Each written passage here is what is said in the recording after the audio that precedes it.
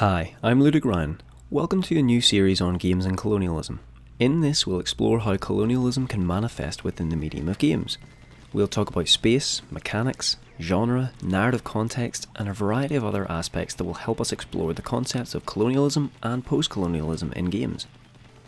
To identify the mechanics of colonialism and adopt a post-colonial lens on games, this series takes inspiration from the work of Mukherjee, who notes that just as in earlier narrative media such as the novel, post-colonial readings are important for video games, not least because they challenge the centrality and fixity of readings and offer a multiplicity of perspectives. Meaning, instead of being the preserve of imperial centres, is in play. So today we're going to do something different. We're going to ask a question in which the answer is no, but we're going to continue exploring the issue because it is the question itself which is important. Can the mechanics of Splatoon in the turf war game mode be equated with practices of colonialism? To repeat, the answer is no.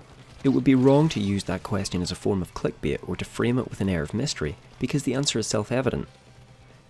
Let me first justify why it can be important to explore a question even though we know the answer is negative. It's important to remind ourselves that the analytical questions we might have about a piece of media can be wrong, but if conducted with full consideration for why that is the case, we can end up with a series of interesting questions going forward. And in this case, it is important that we do so because colonialism and post-colonialism are topics not often talked about in regards to games. I want to give an unintentional example of this taking place. In April of last year, Ian Bogost wrote an article after playing What Remains of Edith Finch.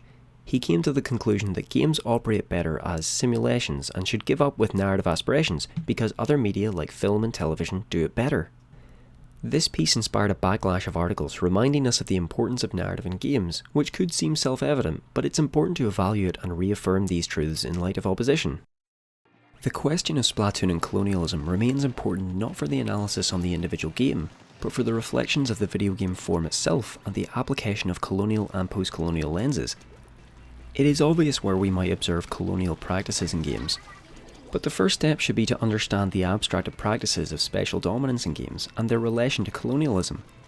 Though colonialism is a more complex issue than can be represented by just its special element, it's important to use Splatoon as a foil against which we might advance the discourse on colonialism and games. First, we'll look at understandings of colonialism and post-colonialism. We'll give a short description of what they are and how they have manifested. Next, we'll interrogate the form of the video game medium itself, looking particularly at its existence as a predominantly special format. From this, we can then look at Splatoon for its mechanics of special dominance and a wider understanding of colonialism in games. Whilst it is beyond the scope of this video to provide a comprehensive understanding of colonialism and post-colonialism, it will serve our purposes here to construct a working definition which can be built upon in subsequent videos in this series. To start, we'll follow Annie Alumba's definitions of and distinctions between the concepts of colonialism and post-colonialism. She first outlines colonialism as the conquest and control of other people's lands and goods. Examples of this span all of human history, from the Roman Empire to the Mongols to the European exploits from the 16th century onwards. But modern post-colonial studies focus on these latter examples of European dominance around the globe. This is because these examples of colonialism changed the world in a way that previous colonial exploits did not. That is because the European exploits of the 16th century were inextricably linked with the development of capitalism. Modern colonialism did more than extract tribute, goods and wealth from the countries that it conquered. It restructured the economics of the latter, drawing them into a complex relationship with their own so that there was a flow of human and natural resources between colonised and colonial countries. Lumba gives an example of this as raw cotton was taken from India back to England and made into cotton, which was then sold back to India, hindering its own cloth production. Modern colonialism involved the claiming of territories and restructured the economic systems of the colonised so that European capitalism and industry continued to grow. The concept of post-colonialism then is not to be understood as the chronological follow-up to colonialism, nor does it indicate that the effects of colonialism are over. The methods and legacies left behind each colonial endeavour are so complex that the term post-colonialism should be used with caution. The word post-colonial is useful as a generalisation to the extent that it refers to a process of disengagement from the whole colonial syndrome, which takes many forms and is probably inescapable for all those whose worlds have been marked by that set of phenomena. post-colonial is, or should be, a descriptive, not an evaluative term. Post-colonial studies engage in a wide variety of topics in relation to the legacies left by colonial exploits, such as anti-colonial movements in Algeria, notions of identity and the framing of the Oriental as the other, or the decolonisation of language in relation to African literature. Going forward, it's important to distinguish between these terms. Though for our purposes in this video, post-colonial issues will not be addressed, the distinction between it and colonialism is important to make so that we can move forward knowing where this video essay exists in the wider discourse. To talk about the potential mechanics of colonialism in games, it becomes important to explore one of their fundamental aspects: space. The following statement about games is not an all-encompassing explanation of what they are, nor is it necessarily true in all cases, but it should be thought of as a tool with which we can understand the medium. Just like stripping down a car engine, you don't just use the one tool, you use several. But for the purposes of talking about colonialism in games, we can identify that a fundamental aspect of games is movement through and/or the manipulation of space or perceived space. From non-digital games like football and Carcassonne to digital games like Overwatch and Superflight, space is a vital component whether it is traversed through or influenced by a player's actions.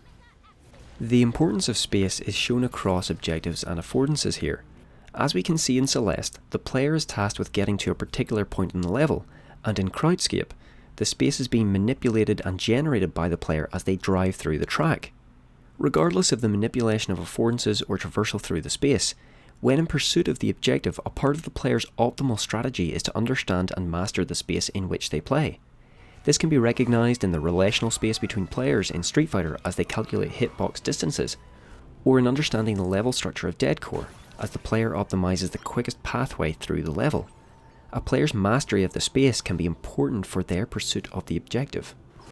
Of course, not all games concern space. The board game Dixit involves deducing the narrative predispositions of your friends. Another board game, Resistance, involves reading the social dynamics of the group to root out deceivers. And Reign's Her Majesty is a video game in which the player must balance the attitudes of 4 social groups in a binary choose-your-own-adventure format. These games involve traversing through and manipulating systems and social spheres instead of space. What is necessary is that we combine our understanding of both colonialism and the importance of space in the video game to recognise that a game is more than a representation of settings and stories, but involves the practice of forms of interaction which can mirror special practices of colonialism.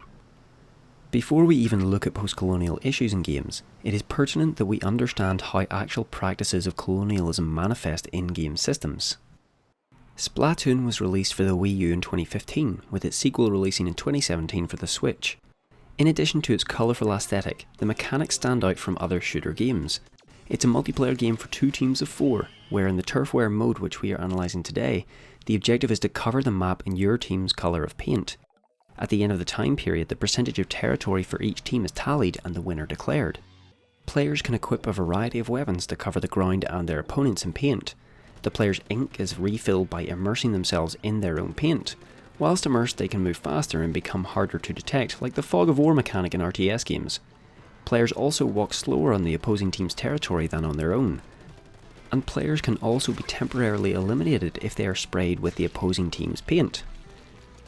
These simple mechanics created one of the most interesting developments in competitive shooter video games, but they also parallel a joke about British colonialism made by Eddie Izzard, where countries were colonised with the simple use of flags being planted on the colonised countries, with their effects enforced by superior firepower. The objective in regular Splatoon matches is to specially dominate the map. A higher percentage of your team's paint colour on the map is the win condition, and so it becomes a race for who can claim the territory for their own.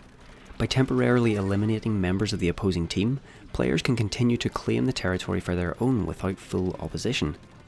Line paint on the map establishes special and economic dominance over the area.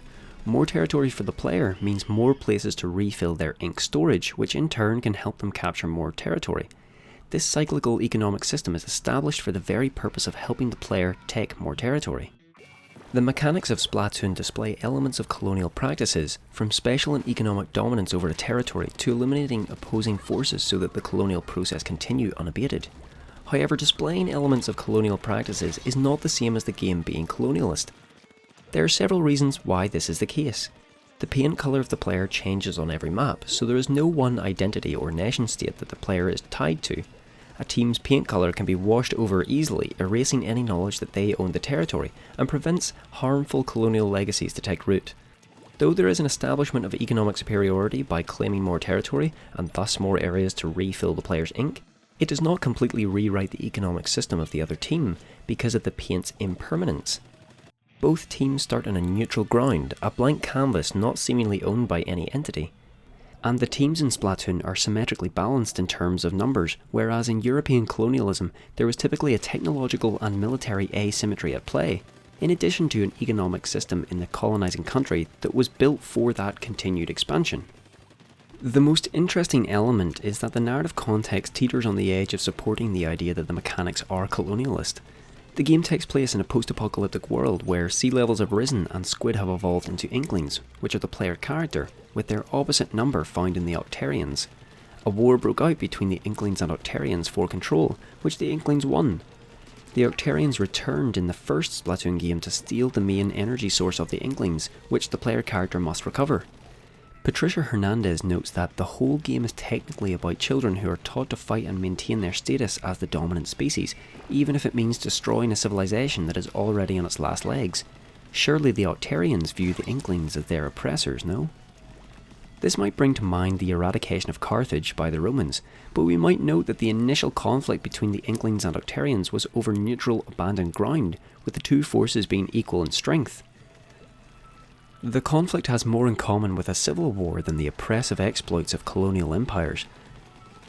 However, this does not make the implications of the player's actions towards the Octarians any less oppressive given the latter's current situation. But it must be remembered, however, that the narrative is secondary to the content at the forefront of paintball guns, fashion and pop stars which dominate the main plaza of the game. The narrative context supports the fun aesthetic of kids covering an abandoned city in paint. Doubtless there are post-colonial lessons we can learn from Splatoon. It is first important to clarify what it asks the player to practice. Splatoon is of course a shooter game with a twist, containing bright colours and plenty of imagination. But in using it as a foil against which we can look at special dominance in games, we can move closer to establishing the limits of what constitutes colonial mechanics. Mastering space in the game can be crucial to fulfilling the objectives, and when the mechanics are framed in such a way that they can be construed even slightly with colonialism, an analysis is necessary. From this exploration, it is hoped that the concepts of colonialism and postcolonialism are better understood, and that more questions have been provoked that will create a vibrant discourse on colonialism and games. Thanks so much for watching. I would love to hear your own colonial analyses and takes on Splatoon. For instance, do you think the Octarians are akin to colonised peoples, and that the actions of the player enforce that? Is the salmon run game mode in Splatoon 2 comparable to a form of corporate imperialism? Is there anything that can be said about the other game modes? Perhaps these will be topics of later videos. If you'd like to be notified when the next video is released, then click on the subscribe button. You can watch my last video on the limits of interpretation and authorial intention in Luftrausers by clicking the link in the video.